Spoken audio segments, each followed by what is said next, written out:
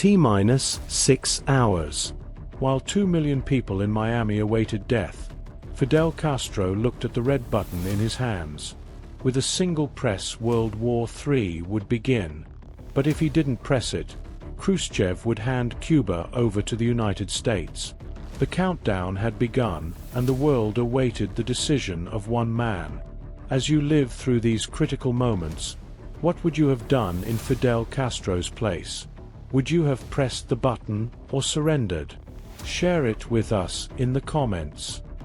Subscribe to the channel to discover unknown secrets about Fidel Castro, and turn on notifications to learn something new every day. Fidel Castro hadn't slept in 36 hours.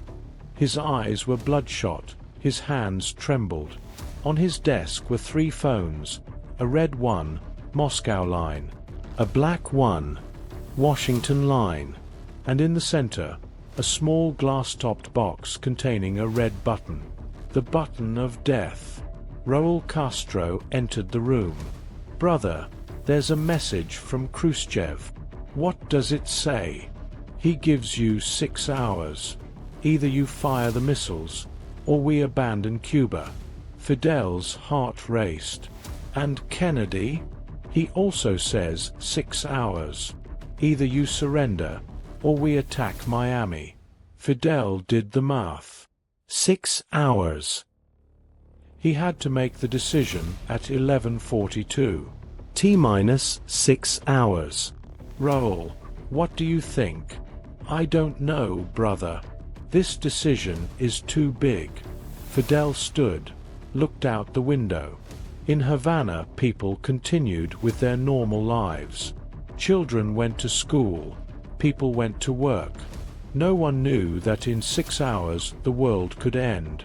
Dr. René Vallejo entered hurriedly. As Fidel's personal physician, he had direct access to him at any time. "Comandante, I need to check your blood pressure. These have been very stressful days." As Vallejo took his blood pressure, he whispered, "Comandante, I have confidential information." Fidel looked at him closely. Vallejo had been his doctor for years, but Fidel didn't know that he was also a secret CIA contact. The Americans have an alternative plan. Not everything is black and white. "What do you mean?" "Tonight, when you have a private moment, we can talk." But the most shocking part was, the red phone rang. "Moscow." Fidel answered. "Fidel, Khrushchev here. You know the situation." "I know. But 6 hours is very little time." "It's enough. At 11:42, if you don't fire the missiles, we evacuate Cuba. All weapons, all support is withdrawn. And if Kennedy attacks, that's your problem. We are not going to fight against America." Fidel was in shock. "But I'm your ally." "You're a proxy, Fidel. A useful idiot. We are not going to fight directly against America." "But you can." The line went dead. 5 minutes later, the black phone rang. "Washington. Castro. Kennedy here. I'm listening. Very simple. At 11:42 you surrender. You give us the missiles. In exchange we don't kill you. And if I refuse, we will attack Miami. Then Havana. Then all of Cuba. 2 million innocent people will die. That will be your choice, Castro." The line went dead. Fidel stared at both phones. He was trapped between 2 superpowers that used him as a pawn. But the consequences of any decision would be catastrophic. Just at this point, everything changed. Fidel called Che Guevara. He needed the advice of his most idealistic companion. "Che, you know the situation." "I know. And my advice is, fire the missiles. 2 million people will die. But Cuba will remain free. That sacrifice is worthwhile." Fidel was surprised. Do you want 2 million people to die? I want Cuba to live. If you surrender, what will happen to Cuba? Will it become an American colony? Maybe there will be peace. Peace. Che laughed. Fidel, you're naive. America won't forgive you. They'll kill you. Fidel thought. Che was right. But 2 million people. At that moment Celia Sanchez entered, the most important civilian coordinator of Cuba and Fidel's closest confidant. Fidel, messages are arriving from the people. What do they say? They want to fight. They say, we prefer to die rather than surrender. Fidel put his hands to his head. The people wanted war. Che wanted war. The Soviets wanted war. But the result would be disastrous. Celia approached. Fidel, have you considered that maybe this isn't your decision to make? What do you mean? Maybe the Cuban people should decide. After all, they're the ones who will die if there's war. Are you proposing a referendum in 5 hours? I'm proposing that you speak with more people, that you listen to more voices. Fidel nodded. Celia was right. This decision was too big to make alone. Wait a moment, don't miss this detail. Fidel decided to leave the palace and go directly to the streets of Havana. He wanted to hear from the people before making the final decision. In Arms Square, he approached a group of workers. Comrades, what do you think about the situation? An older worker responded, Comandante, we have lived under American oppression for decades. If we have to die, we die fighting. A young woman with a baby in her arms said, Comandante, I'm scared. My child was just born. I don't want him to grow up in a world of war. A university student shouted, Fidel, you brought us freedom. Don't surrender it now. But an elderly man approached and whispered, Comandante, war brings no honor, only death. My family died in the Spanish Civil War. The dead cannot enjoy freedom. Fidel realized that even at this crucial moment, his people were divided. There was no clear answer. Young people wanted to fight. Older people wanted peace. Mothers were afraid. Single men wanted honor. Returning to the palace, Fidel felt even more confused. Each voice had merit from their perspective. Raúl was waiting with more information. Brother, I've been speaking with our military commanders. What do they say? They're divided. Half say we should fight because we have the missiles. The other half say it's suicide because America has more weapons. And the Soviet advisors? They insist that we fire. They say it's the only way to show strength. Fidel felt even more pressured. Even his closest advisors were divided. You still haven't seen the biggest surprise. Dr. Vallejo approached Fidel again. Comandante, can we speak privately? Of course. When they were alone in the office, Vallejo pulled out a paper. This is a personal message from Kennedy. Fidel read, Fidel, I know you're in a difficult situation, but you must know this. If you fire the missiles, not just Miami, but all of Cuba will be destroyed. We have 50 nuclear warheads aimed at Cuba. Nobody will win. Fidel's blood ran cold. 50 nuclear warheads? Yes. And they're all aimed at Cuba. If you fire one, we'll fire all of them. This is mutual destruction. Exactly. But Kennedy offers you an alternative. What?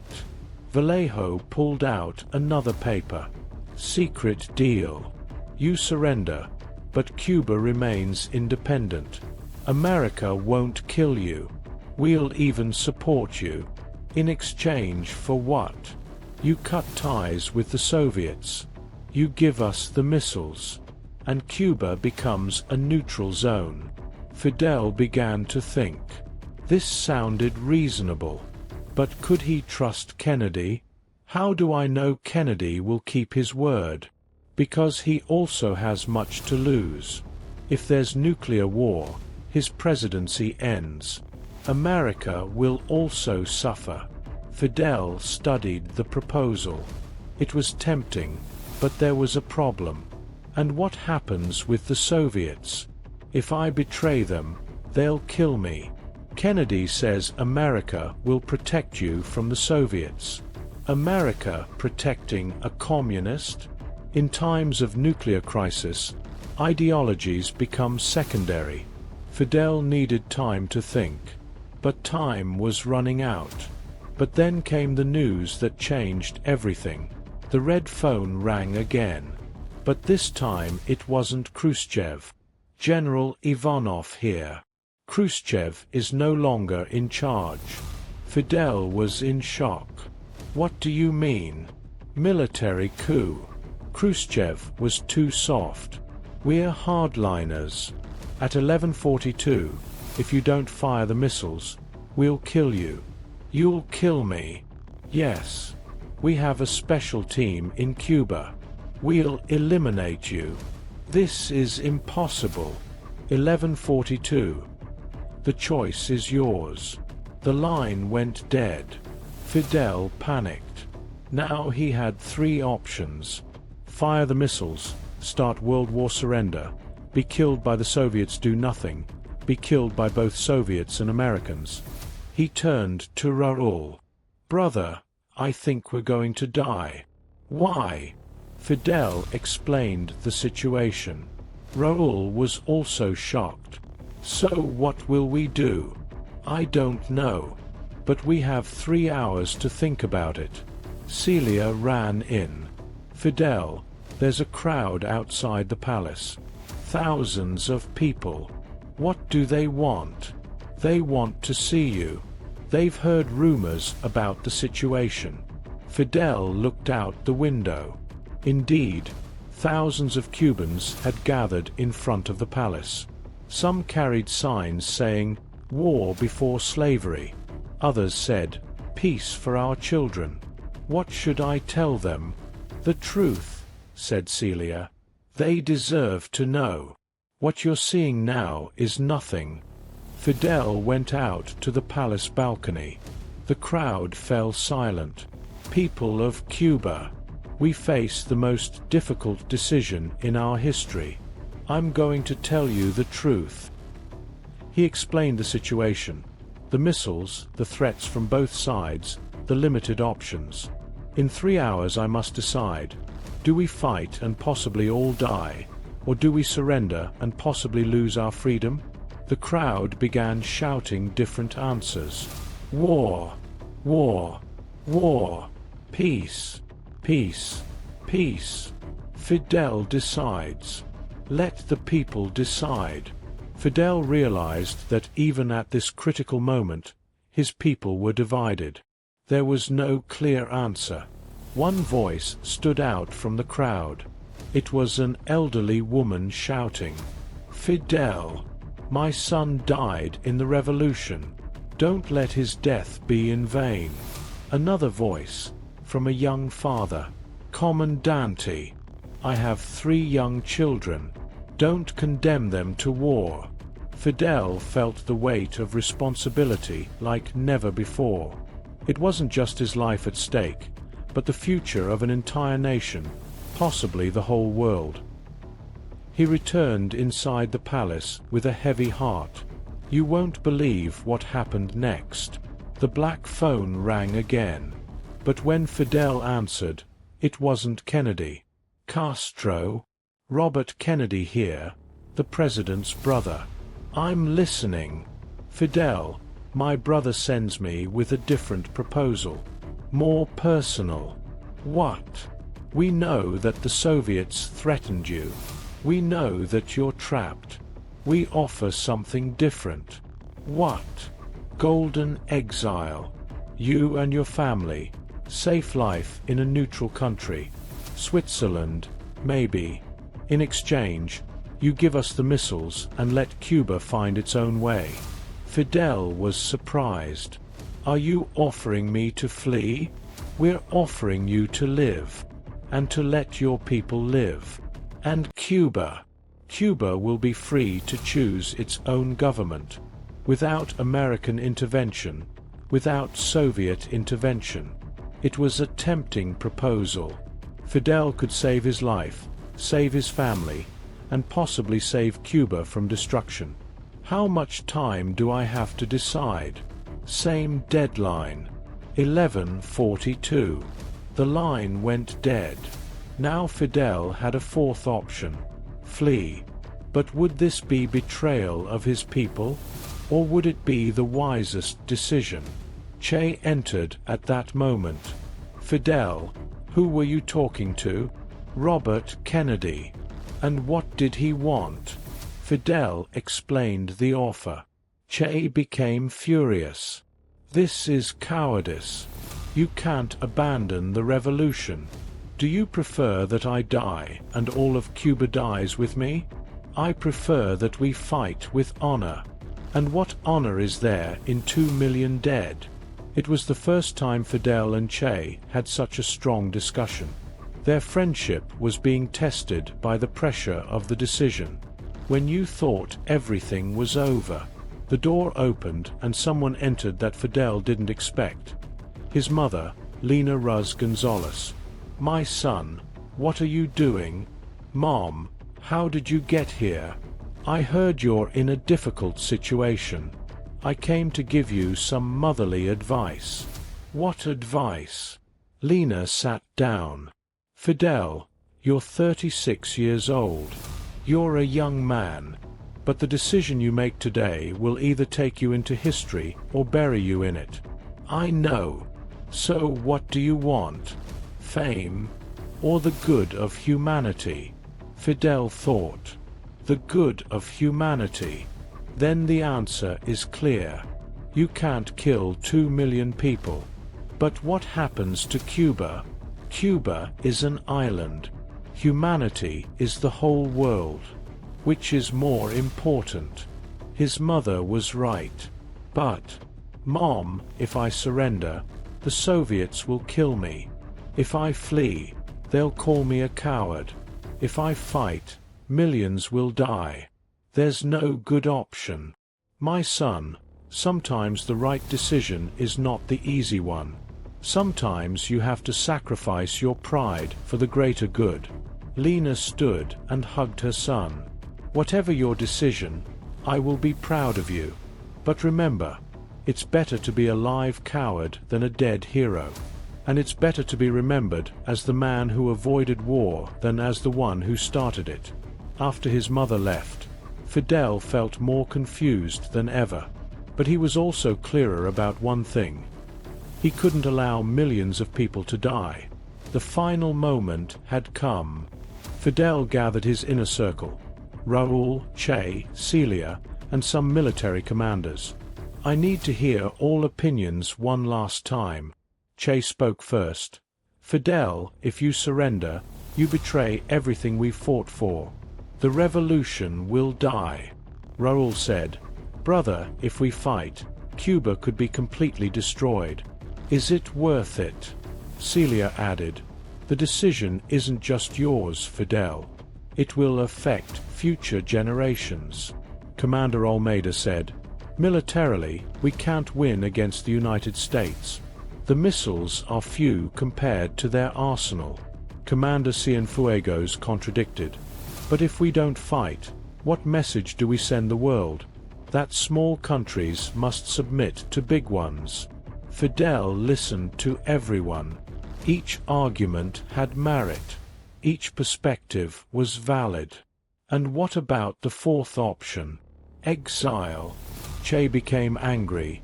That's unacceptable. A leader doesn't abandon his people. Raul was more pragmatic. If your death means the death of Cuba, maybe living in exile is better. Celia offered a different perspective. Maybe exile will allow you to return in the future, when tensions decrease. Fidel realized that even his closest circle couldn't reach consensus. The final decision would have to be his, and his alone. The final hour had come. 1 hour remaining. Fidel asked to be left alone in his office. On his desk, he had 4 options. The red button, nuclear war; the white phone, surrender plane tickets; exile a pistol, suicide, to prevent others from making the decision. Which would he choose? He approached the window and looked at Havana. The city looked normal, but he knew that beneath the surface there was panic. Families prepared for the worst. Hospitals prepared for casualties. Schools had been closed. He thought about his life. He had started as a young idealist who wanted to change Cuba. Now, at 36 years old, he held the destiny of the world in his hands. He remembered his mother's words. It's better to be remembered as the man who avoided war than as the one who started it. He remembered Che's words. Without honor, life is worth nothing. He remembered Raoul's words. A dead country cannot be free. He remembered Celia's words. Think of future generations. All these voices fought in his head. But in the end, he had to listen to his own conscience. He closed his eyes and asked himself, what would Martí do in my place? José Martí, Cuba's national hero, had said, the first law of the Republic must be the worship of Cubans for the full dignity of man. The full dignity of man. That included the right to live, the right not to be a victim of unnecessary war. 10 minutes until the final decision. Fidel approached the red button. He stared at it. With one press, he could change history forever. But in which direction? He picked up the black phone. He could call Kennedy and surrender. He would save millions of lives, but at what cost to Cuba? He looked at the plane tickets. He could flee, save his own life, and maybe allow Cuba to find its own way. He looked at the pistol. He could end it all, leaving others to make the decision. But then he realized something. This was exactly the situation he had been avoiding for years, having to choose between ideals and practical reality. During the revolution, he had been lucky that his ideals and practical reality coincided. Fighting Batista was both morally right and strategically viable. But now, for the first time, he had to choose between what he believed was right, fighting for independence, and what he knew was practical, avoiding millions of deaths. 5 minutes remaining. Fidel took a sheet of paper and wrote 4 quick letters. To Che, forgive me for not being the hero you expected. To Raoul, take care of Cuba if I cannot. To Celia, thank you for helping me see beyond the present moment. To the Cuban people, forgive me if I disappoint you, but I cannot be responsible for millions of deaths. 2 minutes remaining. Fidel stood in front of the mirror. He saw himself, a young, tired man, with the weight of the world on his shoulders. What kind of leader do I want to be? He asked himself. One who risks everything for principles, or one who saves lives even by sacrificing principles? 1 minute remaining. 30 seconds remaining. Fidel extended his hand toward the red button. 5, 4, 3, 2. In the last second, he withdrew his hand. He picked up the white phone. He called Kennedy. Castro, what's your decision? Fidel breathed deeply. I surrender. A wise decision. But I have conditions. I'm listening. Cuba will remain independent. You won't kill me. And you'll protect me from the Soviets. Deal. But you need to deliver the missiles now. I'll deliver them in 1 hour. Then Fidel called General Ivanov. Ivanov? Fidel here.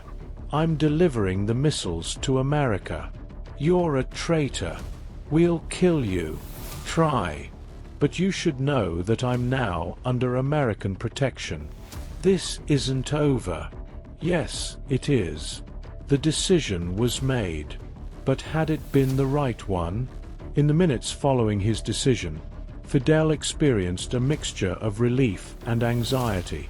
Che entered furious. "Fidel, what have you done? I saved 2 million lives. You betrayed the revolution." "Che, the revolution isn't worth 2 million dead. But now we'll be slaves to America." "No. I negotiated independence. Negotiations can be broken. Principles are eternal." It was the most difficult conversation Fidel had ever had with Che. Their friendship was fracturing. Raúl entered after. "Brother, are you sure about this?" "I'm not sure about anything. But I'm sure I couldn't allow a nuclear war. And if the Americans don't keep their word, then we'll face that problem when it comes. But at least 2 million people will live to see that day."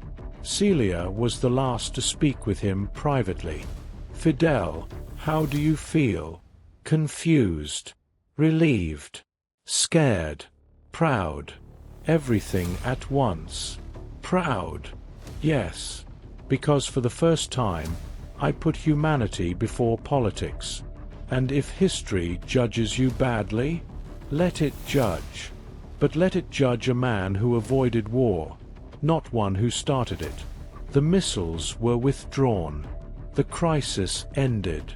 World War III did not begin." Che was resentful toward Fidel. "You're a coward. We should have fought." "Che, 2 million people are alive now. That's worth more than fighting." "But what about the honor of Cuba? Is honor more important than human lives?" Che remained silent, but Fidel could see he was still not convinced. Raúl asked, "And now what will happen? Now Cuba will learn what real independence is. Neither Soviet puppet, nor American puppet. Standing on its own. It will be difficult. Yes. But it's possible." In the days following, Fidel received mixed reactions. The Soviets denounced him as a traitor, the Americans expressed cautious respect, the Cuban people were divided. Some saw him as a hero, others as a coward. World leaders, in private, expressed relief. But the reaction that mattered most to Fidel was from his mother, who sent him a simple letter. "I'm proud of you, my son. You chose life over death. That's always the right decision." In the years following, Fidel often reflected on those 48 hours. He wondered if he had made the right decision. Che never completely forgave him, and eventually went to fight in other parts of the world. Their relationship was never the same. Raúl became his most trusted right-hand man, respecting Fidel's decision even when he didn't always agree. Cuba managed to maintain a precarious independence, navigating between the superpowers without becoming a puppet to either. But most importantly, 2 million people in Miami lived. Millions more in Cuba lived. Humanity avoided its possible extinction. In 1992, 30 years later, a journalist asked Fidel if he regretted his decision. "Regret it? No. I made the most difficult decision of my life, but it was the right one." "How can you be so sure?" Fidel smiled. "Because when I look around, I see a world that still exists. I see children who were born because there was no nuclear war. I see families who could live because I chose life over death. But what about honor? Real honor is not in starting wars. Real honor is in preventing them when you can." Fidel put the red button in a safe. "I hope I never have to use it." Celia asked, "Do you regret it?" "No. I made the right decision." "But what will history say?" Fidel smiled.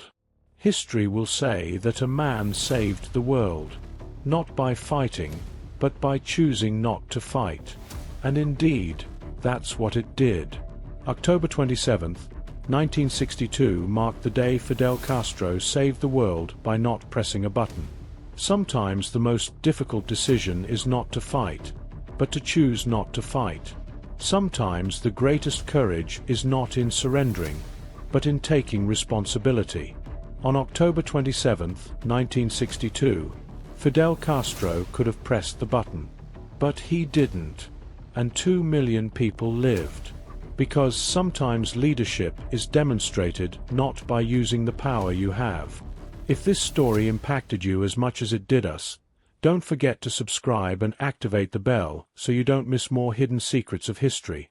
What will be the next mystery we discover together?